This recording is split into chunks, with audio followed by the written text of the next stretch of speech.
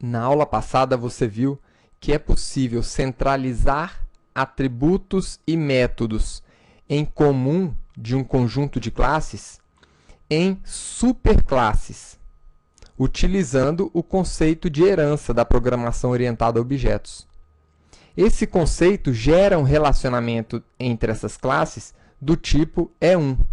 Um cachorro é um animal, uma galinha é um animal.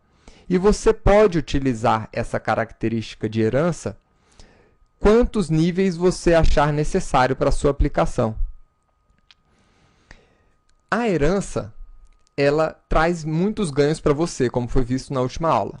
Você elimina código duplicado, generaliza o comportamento comum a um grupo de classes. Sempre que precisar alterar um comportamento, você vai poder fazer isso em um único local, diminuindo o esforço para corrigir os erros e evoluir o seu código, né? E todas as alterações que você fizer, elas serão aplicadas instantaneamente em todas as subclasses. Nessa aula, vamos aprofundar um pouco mais nesse conceito de herança, trabalhando os construtores de subclasses, vendo como é feito o controle de acesso a esses atributos da superclasse, testando o tipo das suas subclasses para ver o que é que essa subclasse é, e vendo como é que a classe Object se relaciona, né? Qual é a relação da classe Object com essa coisa de herança. Então vamos lá. Na aula passada, você construiu o seu cachorro, a galinha e o supertipo animal. E alguém teve uma ideia fantástica de criar um construtor da classe animal que recebe os parâmetros de peso,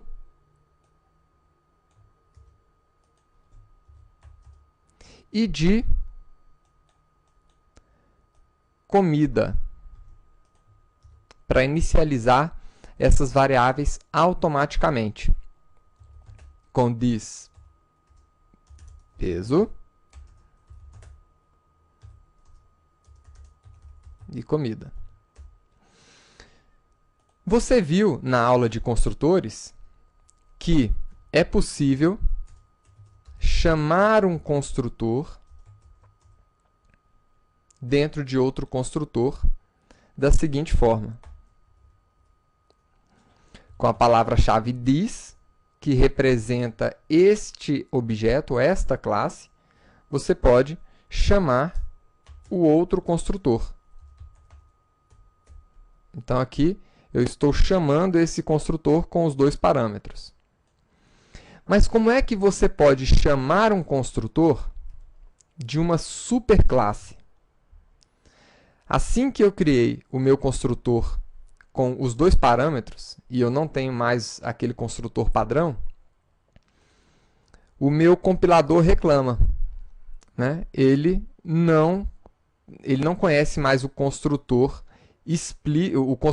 animal sem parâmetros. Não existe mais. Então, como é que a gente vai poder resolver essa situação? Então, o seu construtor vai ter que explicitamente chamar o construtor da classe animal. E o que nós temos é aquele com dois parâmetros.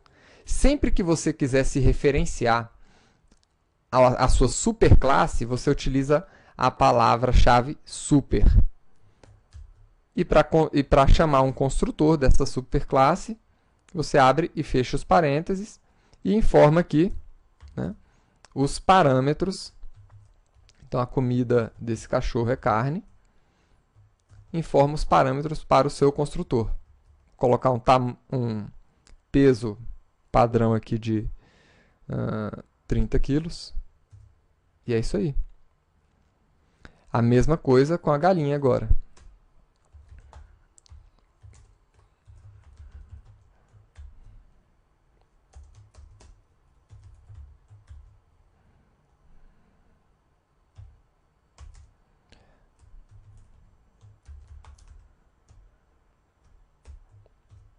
pronto. Criamos o nosso construtor dos nossos objetos mais específicos, chamando o construtor da nossa superclasse. Então, essa palavra-chave super, ela vai fazer referência à nossa superclasse, inclusive em questões de atributos, em questões de métodos. Se por um acaso você precisar acessar um método da nossa superclasse ou um atributo, então você faria dessa forma. Super, ponto, nome do atributo. Super, ponto, nome do método. Por que disso? Eventualmente, você pode ter atributos com o mesmo nome, né? Então, aqui dentro do cachorro, você poderia ter um atributo peso. Como é que você poderia saber ou se referenciar aos atributos diferentes aqui? Então, quando você estiver falando peso, this ponto peso, isso aqui é do cachorro. Agora, super ponto peso já é da classe animal, como você pode ver aqui. Então, é uma maneira que você tem de indicar explicitamente a quem é que você está referenciando. Uma outra característica é o controle de acesso. Então, vejamos aqui. Aqui em animal, nós temos um número serial aqui. Int serial. Só que esse número serial, ele não deve ser acessado. Por algum motivo, nós vamos utilizar esse número para fazer algumas operações aqui que os outros animais não precisam ficar sabendo e não precisam ter acesso. Da forma como foi declarado aqui, aquele número ele está visível aqui dentro. Então, vamos ver aqui. Ó. Simplesmente abrindo, serial está aqui.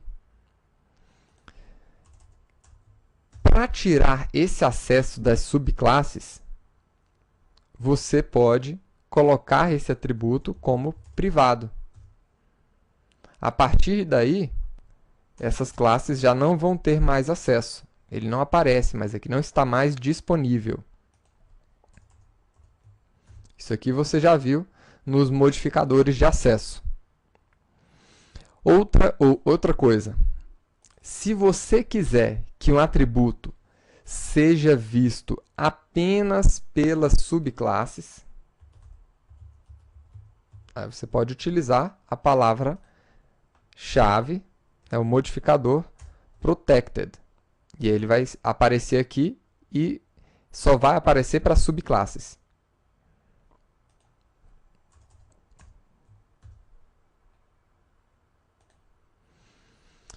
Outra característica. Como vocês já viram, um cachorro é um animal, né? Uma galinha é uma ave e também é um animal. Nós temos como verificar o tipo dessas classes com o operador instance_of. Então, o que eu vou fazer aqui? Por exemplo, o Totó. Ele é... Vamos lá. Totó é um cachorro? Instance_of. Cachorro. Ele tem que me falar sim. E Totó é um animal? Vamos ver o que ele vai falar? Tá aí. Opa. Deixa eu tirar a chamada dos métodos aqui.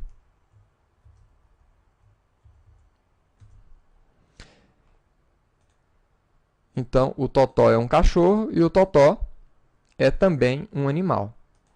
Agora, será que Totó é uma ave? Ele nem deixa a gente compilar essa requisição aqui. Mas a gente poderia fazer o seguinte: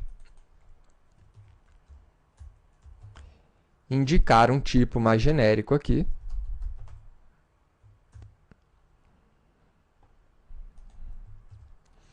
E agora nós temos que o totó, ele é um animal, estou especificando um tipo mais genérico, né? E a galinha também é um animal. Opa, estou cometendo um erro aqui. Eu não implementei a classe ave. Então, aqui você consegue identificar esses tipos, né? Utilizando essa palavra-chave aqui, né? Operador instance_of, para avaliar se um determinado objeto é de um tipo específico. Então, como nós estamos vendo aqui, o totó, ele tanto é um cachorro, como também é um animal. E se nós tivéssemos implementado este modelo aqui, né, a galinha também seria, além de galinha, seria uma ave, seria um animal e assim por diante. Agora, o que a classe Object tem a ver com tudo isso? Todas as classes, elas são instâncias, elas estendem da classe Object, mesmo que você não faça isso explicitamente. E a classe Object, ela tem alguns métodos que todos os outros objetos, todos os seus animais, os cachorros, as galinhas que você criou aqui, têm acesso. Então, vejamos esses métodos aqui. Totó, ponto. Nós temos acesso ao método equals da classe Object. Nós temos acesso ao método getClass da classe Object, hashCode, notify, notifyAll, toString, wait, né? E assim por diante. Né? Os principais aqui. O método equals. Ele compara dois objetos. Ele compara o objeto corrente com um outro objeto, por exemplo, aqui a carijó, e verifica se os valores são iguais. O método hashCode, ele gera uma espécie de número serial, né, único para o objeto, e ele é mais utilizado aqui no armazenamento desse objeto dentro de coleções. Você viu um tipo de coleção em algumas aulas atrás, que era o ArrayList. Então, ele é utilizado nesses casos. Né? Nós temos o método getClass, que retorna o tipo da classe desse objeto. Então, nesse caso aqui, ele retornaria para você, né, a classe cachorro, por exemplo. Né? E nós temos um outro método também muito importante, que é o método toString. O método toString, ele retorna a representação em string, ou seja, em texto, desse objeto. Tá? Então, o que acontece? Uma melhor representação aqui desse modelo ML seria com uma classe Object acima de todas elas. Então, a classe Object estaria aqui acima da classe animal, né? E as outras classes estariam estendendo, né, a classe animal da forma como está aqui. Tá? Então, mesmo que você não faça a declaração de forma explícita, mesmo que você não utilize extends object, ainda assim o compilador vai colocar essa extensão para você no momento que você compilar essa classe. Então, isso é o que nós tínhamos que falar aqui sobre herança. E vejo você na próxima aula, quando vamos começar a falar sobre polimorfismo para concluir esse conteúdo de programação orientada a objetos. Até lá!